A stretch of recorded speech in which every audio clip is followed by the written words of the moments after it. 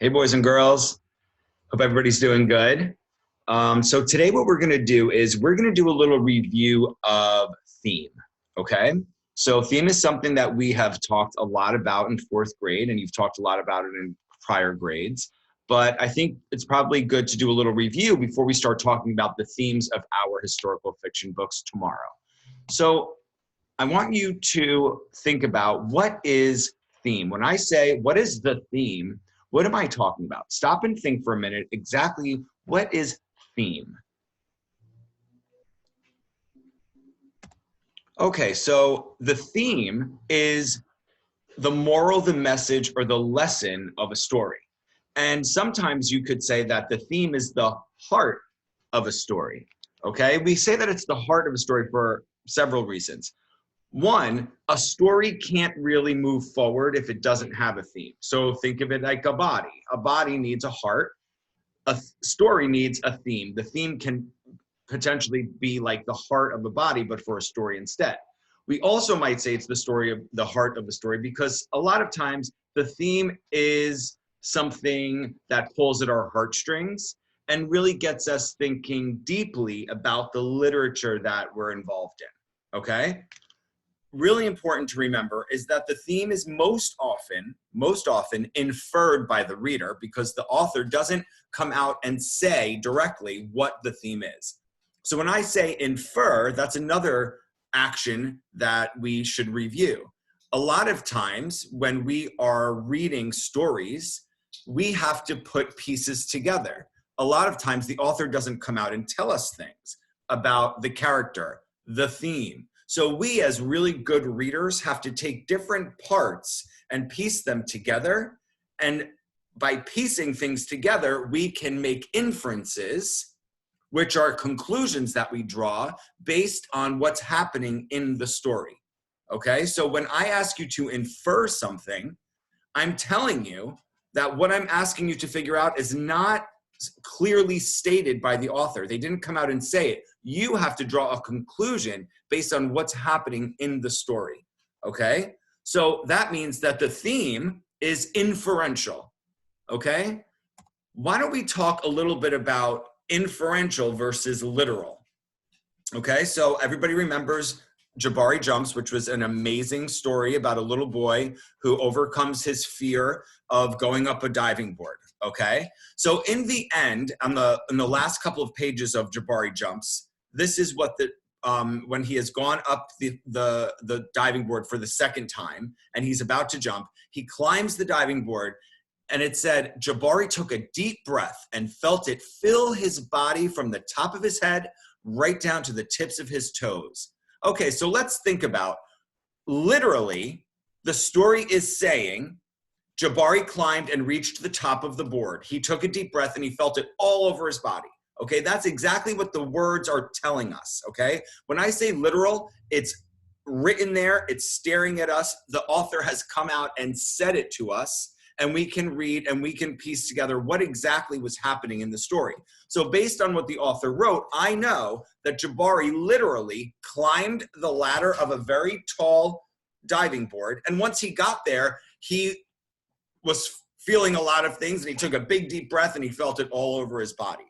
There's an inferential meaning behind that. And this often happens, especially when you get into fourth grade and beyond. Authors make moves, and we've talked a lot about this, author's craft. Authors make moves to show the reader something. So most likely there's always some hidden meaning behind something else, something literal, and you have to infer what exactly that is. So inferentially, Jabari was actually, what was happening that we don't actually see? What conclusion do we have to draw from Jabari's actions? And what do they mean? Well, yes, he did literally climb a ladder to a very high diving board and take a big breath and feel it all over. But there's more significance to what's happening here. In fact, Jabari was so proud of reaching the top of this very high diving board and conquering his fear, which he'd been wanting to do for a couple of days, that he got up there and he realized, oh my goodness, I persevered, I kept going, and I overcame an obstacle. And he was so proud of himself that the feelings in his body were actually reaction to his own achievement. Okay? So you'll notice that literally I can tell you by the words that the author wrote what Jabari did, but I have to look deeper and I have to find a way to look beyond the actual words and infer the deeper meaning behind Jabari's actions. Okay, so that's the difference between literal versus inferential. What is there looking at me and I can call fact because I see it, but then what I don't see is what I have to use to find deeper meaning. Okay, so let's talk about some common themes that we might come across as fourth graders in stories that we read, okay? So let's see, loyalty, definitely. Courage is a common one. Friendship, we read a lot about stories about friendship. Teamwork, equality, kindness, acceptance, survival, perseverance, honesty, family, creativity, love, believing in yourself, trustworthiness. These are all very common themes that at one point or another we will come across when we're reading some type of narrative, okay? And I'm sure that these are all themes that you guys have come across when you've been reading books throughout your reading life. So when you are determining themes, which means when you are deciding what the theme of a story is, there are a few things that you can ask yourself to help you do that type of work. Okay? When you're trying to determine what the theme of a story is, you can ask yourself these questions. You can say, what message am I taking away from this story? What lesson am I learning? What am I hearing from the author other than her literal words? What am I seeing actually take shape? Okay? And why? Why am I taking this message away? You can ask yourself, what lesson is the character in the story learning? Most likely, what the character is learning may very well be what the author wants the reader to learn. You also might want to ask yourself, how are the changes the character is undergoing causing them to learn that lesson? Meaning, how are the environmental factors around the character impacting what's happening to them, specifically what lesson they're learning, okay? Maybe they are dealing with someone who has some differences and they're learning that they have to be more accepting of people that are different from them. What's happening around the character that's impacting that change in them? You might also ask yourself, how does this story relate to me and the entire world? Okay, we've talked a lot about how themes are not just pertaining to us as individuals or even our small community, but in fact, most likely the lessons that we learn from literature are lessons that everybody around the world could learn from literature. We also have talked a lot about what our responsibility as readers is. Now, yes, you can just read for fun, and that's great. Reading is enjoyable. But a lot of times, there are lessons to be learned in literature, especially in narratives. And we, as readers, once we learn those lessons, we have now taken on a very important responsibility. And that responsibility is to take that lesson and transfer it to other people. So the reader becomes the teacher in a way, right? Now, the other thing is that we live in a very small town, and it's very easy for us to develop the idea or the mindset that lessons only pertain to us. So in reading literature and thinking about how themes not only relate to us, but instead relate to everybody, helps us to gain a global awareness of everything that's going on around us. This is a really important time in history that we actually are realizing that there are people around us that things happen to, that need help, that deserve care and kindness. And those are all very common messages that authors try to teach us, okay? Something else that we've talked a lot about is how we transfer our knowledge of an author using their craft to teach readers lessons, and how we take that craft and we use it ourselves when we become writers. So think about that too, because you guys are also writing stories and thinking about themes and weaving those themes into your stories.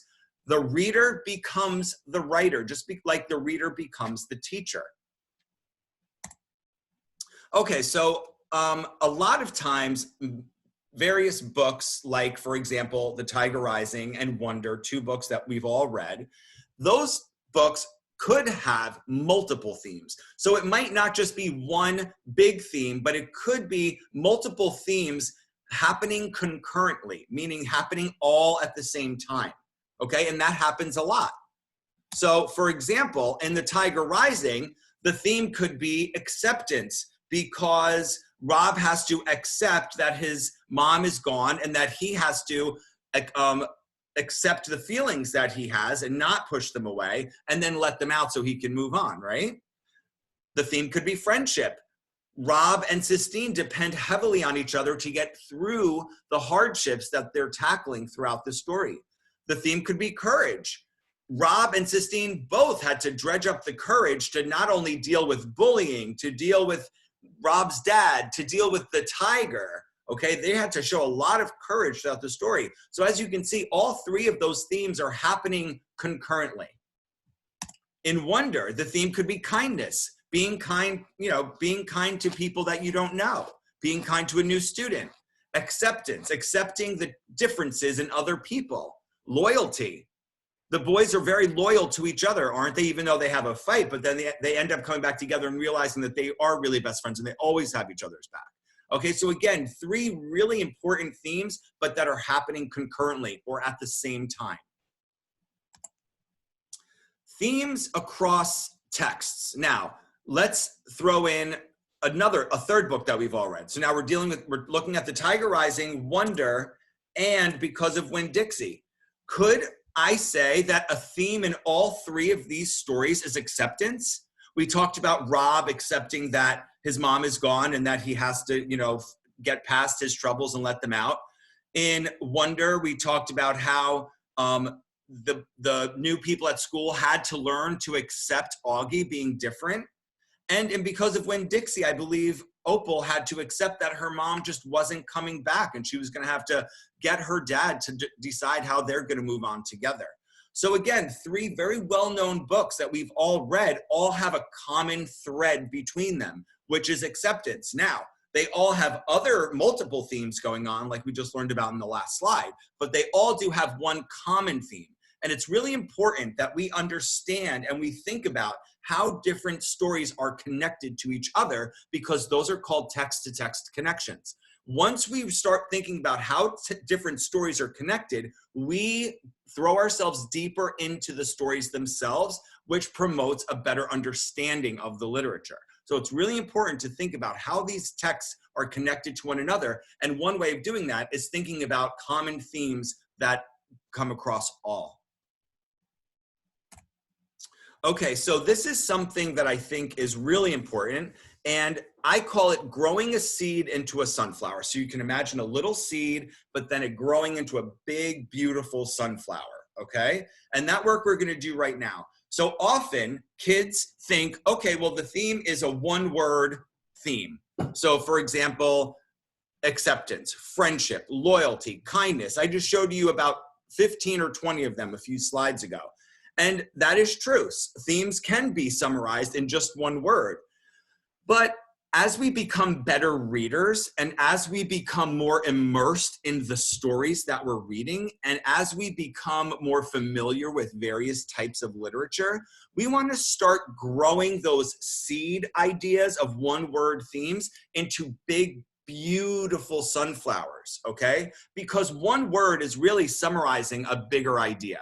So for example, in The Tiger Rising, I could say that the theme is acceptance, okay? And that would be totally fine. But I want to try to grow this seed into a big, beautiful sunflower. I want to take my understanding of the theme being acceptance and I want to push it even farther. I want to make what I call a global interpretation of this story. What is a lesson that I can learn, but not only me, could everybody learn from this one story? Well, I could say, instead of just acceptance, that we all need to accept the hardships that we all go through in life so that we can move past them.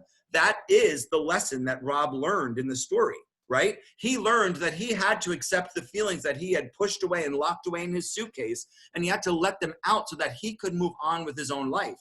That's a lesson that I'm sure all of us that know each other can learn. And if you start making that global connection, then you can imagine that probably many people on the planet could learn such an important lesson, okay? So I want you to stop and think, and I want you to try to do that same step that I just did with wonder and the theme being kindness. I think we can all agree that it's, that kindness is definitely the theme, a theme of wonder. I want you to try to take it to the next step. I want you to try to make that global interpretation of this one word theme, grow it, that seed, into a big, beautiful sunflower. What's a bigger idea that you can make about kindness being the theme of wonder?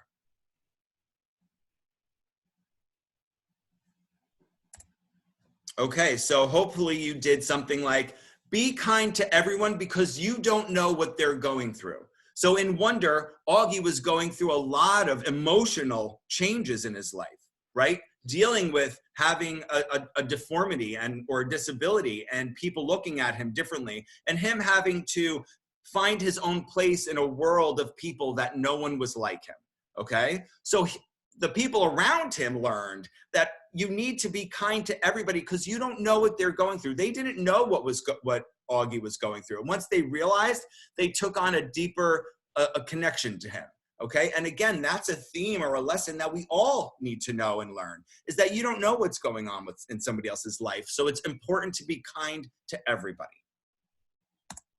All right, excellent work today. I hope that this review of theme was really helpful because we're going to do more learning about theme tomorrow. Your assignment today is to read for 20 minutes in your historical fiction reading book. You don't have to do any writing about your reading today, but I do want you to read for 20 long, strong minutes, and I will see you tomorrow.